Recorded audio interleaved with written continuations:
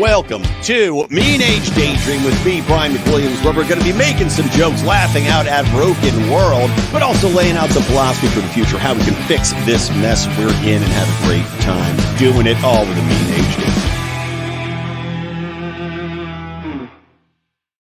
Welcome back to Mean Age Daydream, everybody. I am Brian McWilliams, as always, for the Society to the Aversion of Melting Minds. Welcome to the show. It's going to be a shorter show. I've had a hell of a day. I've had a sick kid home, and just things keep popping up I have to deal with. It's kind of throwing me off my schedule here. So apologies, but we'll get through it. We'll run through some fun stuff, some good times, and some very interesting news stories.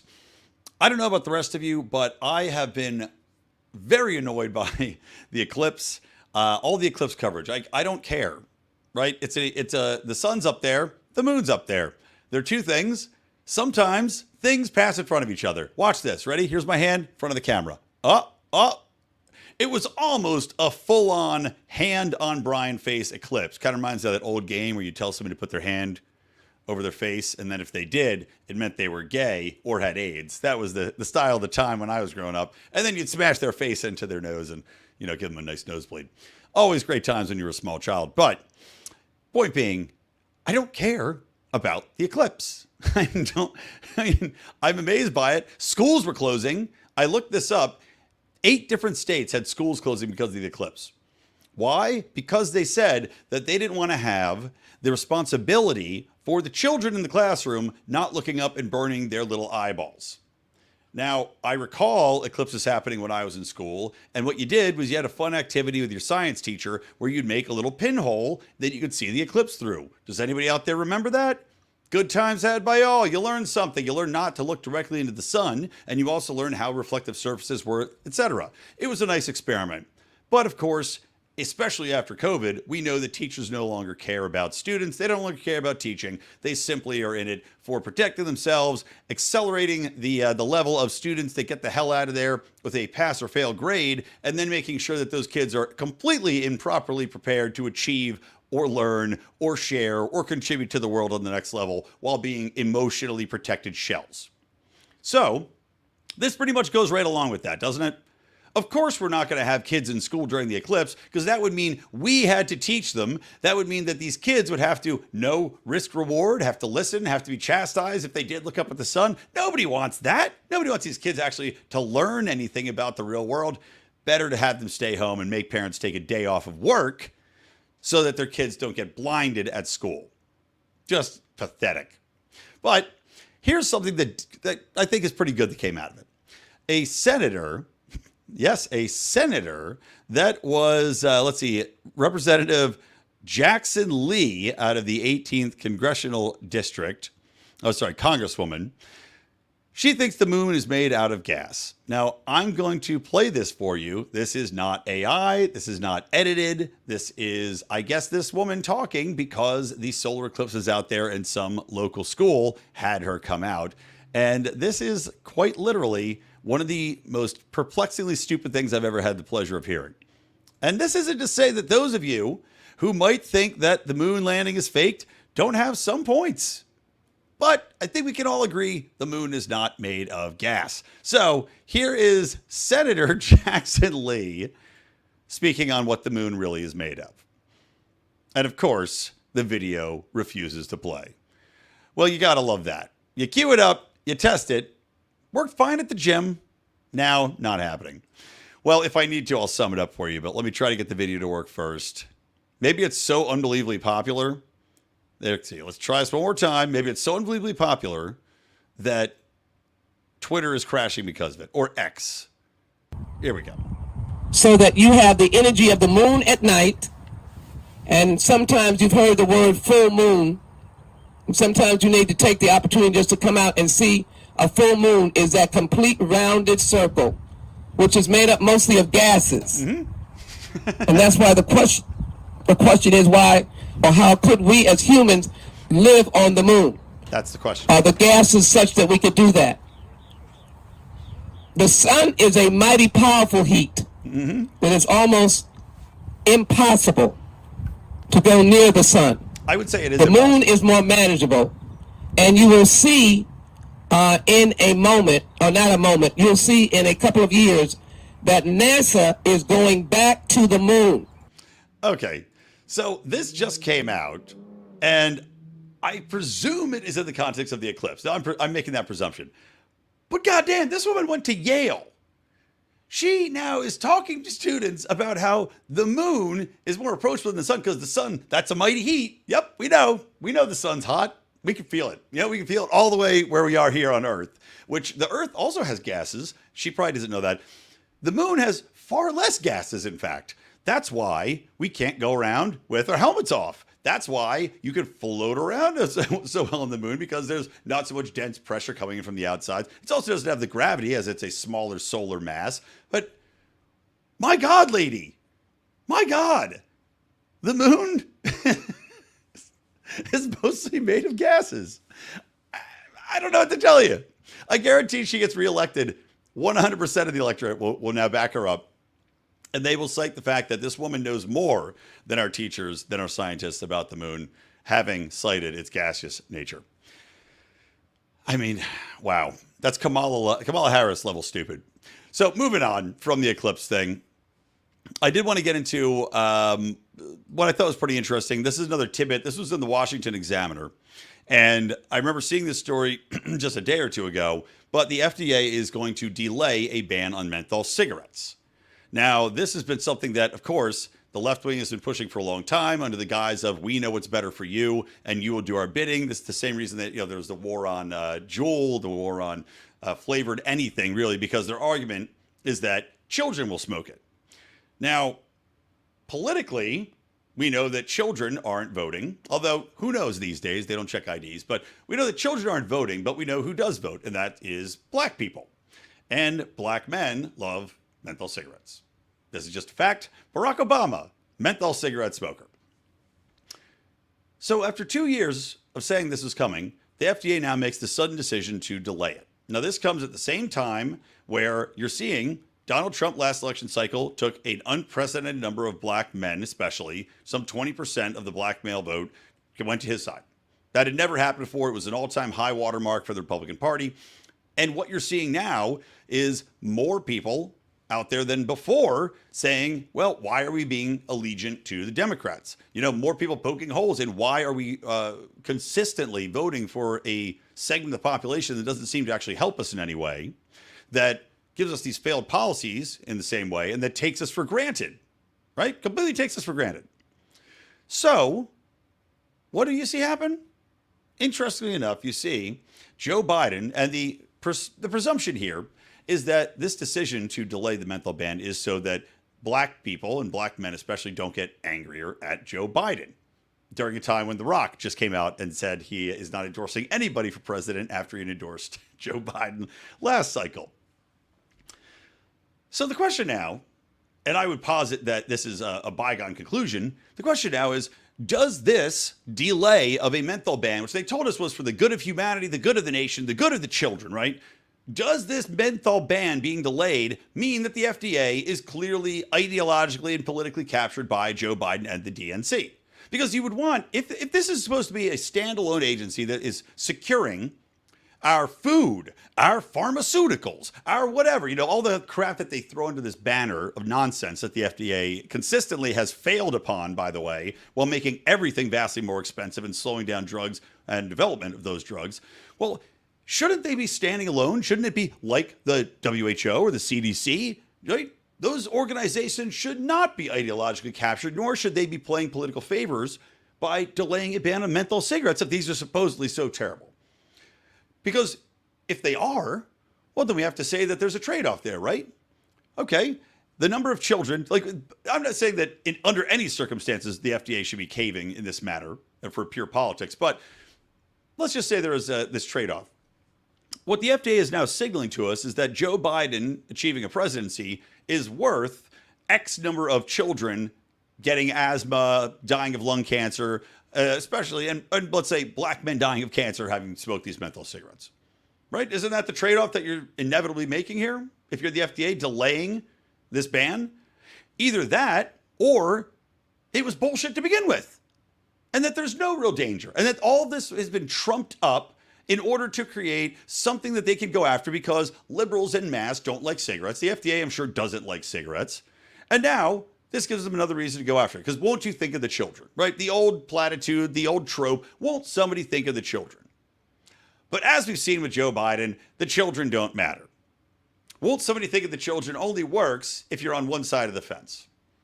Now, interestingly, I wasn't planning to talk about this, but Joe Biden also kind of reversed course and has now been attacking Netanyahu directly, saying that their approach to Israel, that Israel's approach to the dealing with Hamas and their all-out war and continued bombing indiscriminately of Gaza. We talked about last episode these aid workers that have been killed.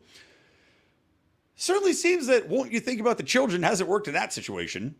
Maybe it finally has. Maybe it's finally coming around. I mean, I know I've seen enough videos of dead Palestinian children to last me 15 lifetimes.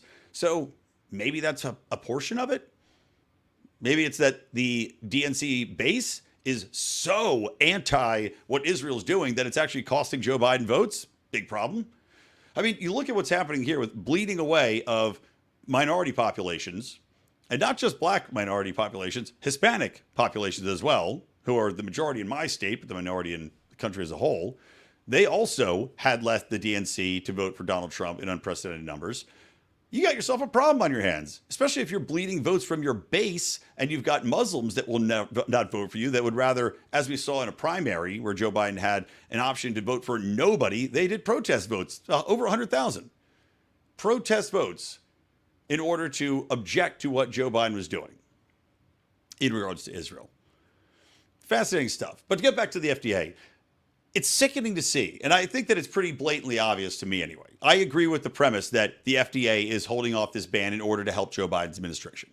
But it's one more example of ideological capture. We saw what the FDA and we saw the WHO, we saw what the CDC did during COVID. We saw how they kowtowed, how they lied to us about the efficacy of ivermectin, which they now had to go and replace. So, because guess what? It actually did work. All of the FDA saying, you're not supposed to use this. We're not going to allow you to use it. We're going to censor you from a government perspective from talking about it. We're not going to list it on your website. In fact, we're going to demand you take it down. And we're going to go after doctors if they dare to go against our bullshit orthodoxy as handed down by the WHO and the CDC. You saw ideological capture of what were supposed to be neutral scientific or medical entities. The FDA, by doing this, is showing us once more that there's nothing changed here. That these organizations need to be abolished, they need to be torn to the ground, ripped down to the fucking studs, and not replaced with anything. Because whatever they're replaced, this is going to have the same shit happen again. And with the same people. Because those people are ideologically captured. I got more angry about that than I thought I would. Okay, let's move on. As I said, I got to really make this a short show today. I did want to talk about a funny little story I saw here, which is, this is from the rabbit hole, and I'm trying to see where this is from. Climate change hitting vulnerable Indonesian trans sex workers. Let's type this. This is like what Vice would have written about, which is why they went bankrupt. Indonesian sex workers. And apologies, because I thought it had the headline in, it's from the Independent. Wow, well, the Independent's interesting because it's not that die-hard left-wing. I figured Guardian. I'll share my screen so you can see this distinctly. But it is a real headline. Here it is. How climate change is hitting vulnerable Indonesian trans sex workers. You really got to drill down. And look at this. Nearly 93% of respondents. 93%. Can we find how many people they interviewed to get that 93% of respondents number? You know, oddly enough, I'm not seeing it here. Weird, right? Because you'd think they'd want to share that data.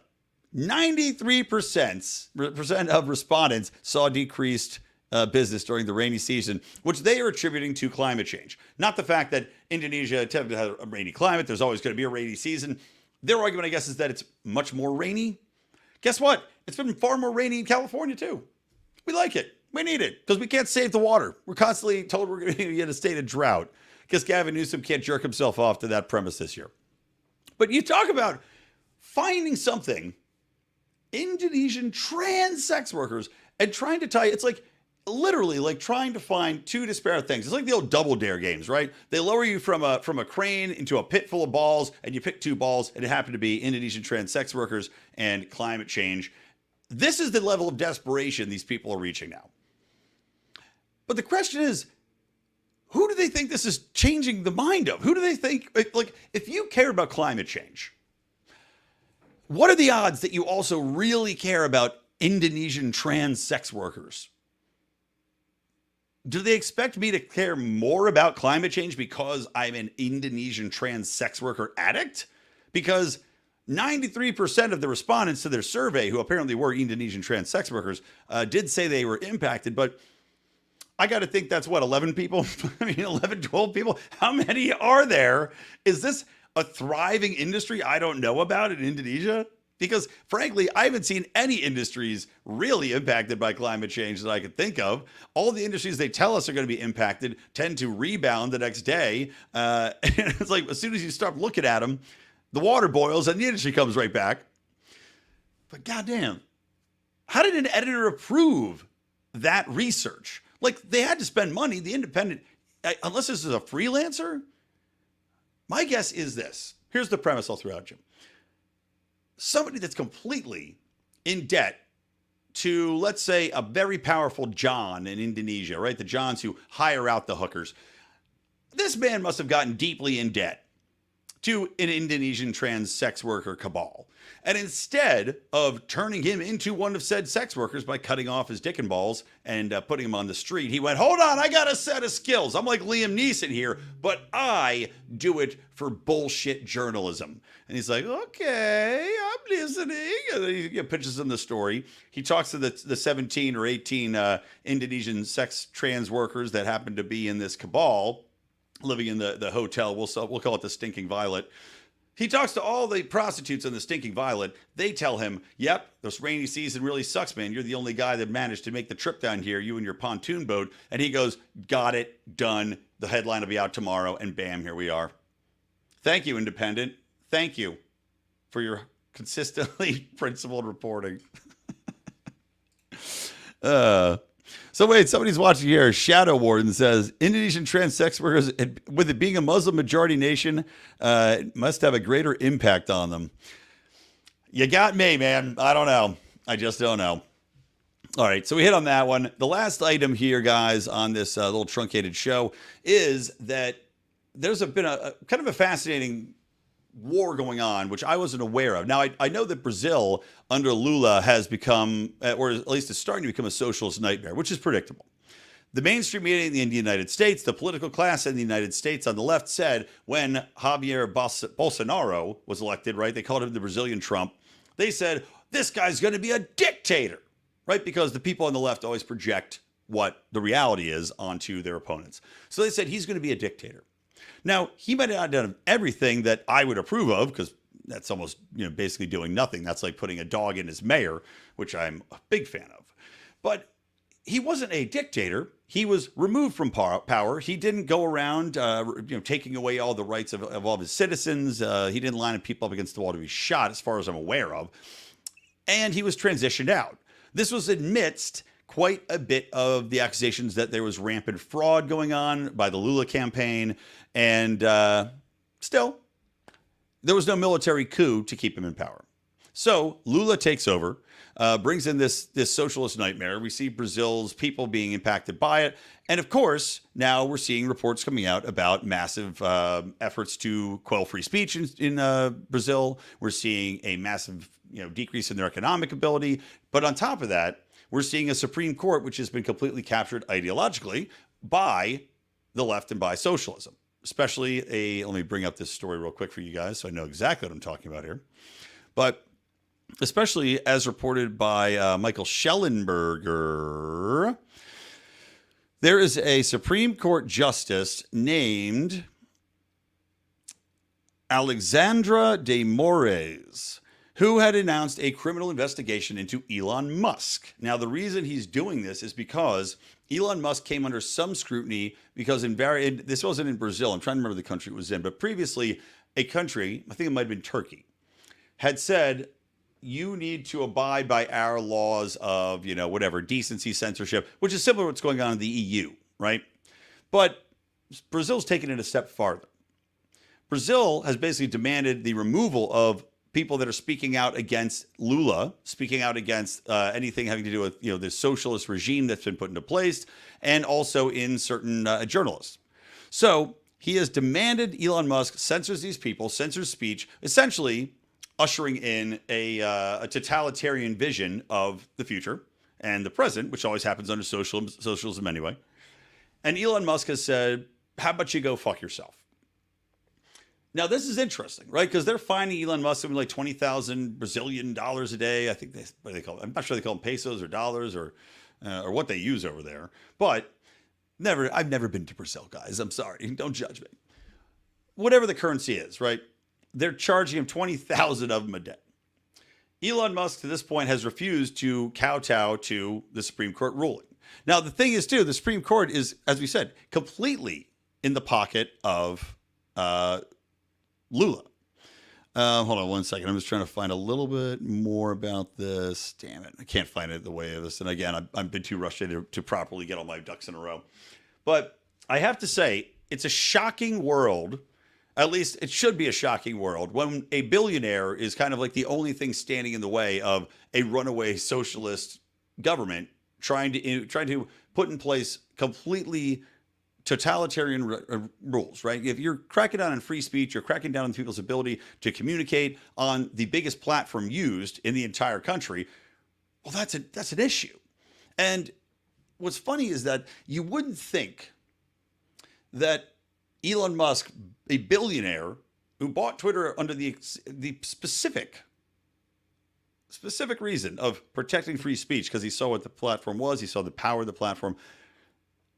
You wouldn't think that it would be so important to have one figure in the world to protect an entire nation against what essentially is a crackdown on their ability to discuss ideas openly, to speak out against the government, to organize probably in many ways. Because the other social media platforms in there have probably also capitulated. I mean, for sure, we know Facebook has. There's not even a question there, right? And it comes at a time when you also have the left attacking all the billionaires, right? You have Bernie Sanders, you have Elizabeth Warren, you have everybody on the DNC saying that we have too many billionaires and they have too much power and these people are evil and corrupt. And yet, if Elon Musk wasn't able to achieve the level that he has, Twitter would still be in the hands of Jack Dorsey and a cadre of FBI and CIA spooks, and God knows what they would be doing. At the same time, they probably would have people working directly with Lula's government to boot people off of Twitter. It's just kind of interesting how this has all come back around. Now, granted, at the same time, you could argue, well, what if Elon Musk was a absolutely evil billionaire? Oh, he might have been. But the beauty is, Elon Musk bought Twitter to make it a free speech platform. He bought X and turned it into a free speech platform. And now he's standing up against the government that's trying to take that away. An evil billionaire could have bought X and turned it into fucking Facebook. Or turned it into, whatever, what was that art sharing platform that was privately owned, and then it got bought by like AOL or maybe it got bought out by T-Mobile. Verizon bought it. It was like this platform that was for people to post art and then porn. But it slowly became a place that only people who wanted porn went to. And as soon as they banned that, it shut down. I'm not saying that's an evil billionaire move, but the point being is Elon Musk created something that the marketplace needs. And despite all the porn bots, despite the fact that, yes, you can say some horrible things on X, I'm sorry, but we need that. You need to have unfettered access to people's opinions, and you need to have a platform where that's possible and it's protected. And Elon Musk gave us that. If it was an evil platform and it sucked shit, nobody would use it. But if this was a private company, they wouldn't be doing this. I mean, it is kind of ironic. I believe in people, I believe in the ability for entrepreneurs to come up. I believe in the free market of ideas and free market capitalism and that these companies have a purpose as long as they're not indebted to cronyism. If this was a privately owned company, it probably would be bending the knee to the Brazilian government because of profits, because of political pressure, because they can't afford to take the fines. And Elon Musk can. He can. I don't know how long, but it certainly does make you think. If you're not paying for X, people say, well, you pay for X. Yeah, I do pay for X. Why do I pay for X? Fucking for this exact reason. just so I can support what he's doing, because I will pay for free speech. I will gladly put that money in the kitty so that Elon Musk can tell Brazil and its socialist dictators to go fuck themselves. That's worth my $11 a month or whatever it is I pay for X. So think about that. I will leave you with this. Apologies. It's a little bit, as I said, a little bit more of a scatter, ill-prepared episode. I just haven't had a chance to really think, and I think I'm probably getting calls to go pick up my daughter right now at school, and then I have to sign some documents with a notary. So, evil never rests. All right, guys, thank you. If you love what we're doing here, please subscribe to the show, to the podcast, like it on all the socials. Remember, if you're watching on YouTube, please hit the notify button. We have almost 7,000 subscribers on there. Nobody gets fed anything because they shadow ban us. We've been shadow banned forever. Please hit notify. That way you'll know when we're going live or when we post a new video. Follow me on Brian McWilliams on Twitter, and I'll see you guys later. All right. From the Lions Liberty Network, from me, Brian McWilliams, and from Mean Age Daydream, keep those electric eyes on me, babe. Keep that ray gun to my head. It's a mean age. Hit the wrong goddamn button on the outro. That's how fucking fragile I am. All right, bye.